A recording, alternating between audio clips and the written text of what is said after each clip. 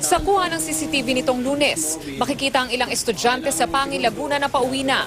Hindi nakita sa video pero sumakay daw sa isang itim na van na yan ang grade 7 na biktima.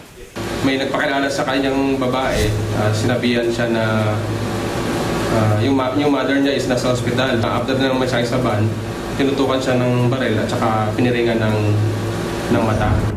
Nagising na lang daw ang 13 anyos na biktima na nasa isang compound at nang makatsyempo. Yun nga, nakakuha siya ng susi ng room kung saan sila dinala. Lumabas siya sa room. Tapos nakasakay siya ng jeep, yun nga, nakarating siya ng Paite, Laguna. Nung nakita siya ng isang kagawad, then itinurabber siya sa DSWD. Noong unay balisa pa raw ang biktima at nakuha lang ang personal na impormasyon nito sa kanyang school ID. Kalaunay na ikwento ng biktima ang nangyari sa kanya.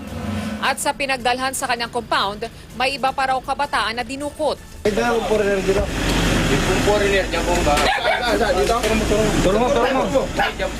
Kaya sinalakay ng Pangil Police ang nasabing compound.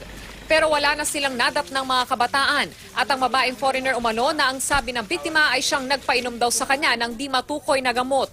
Pinaghahanap pa ang naturang babae. Von Aquino, GMA News.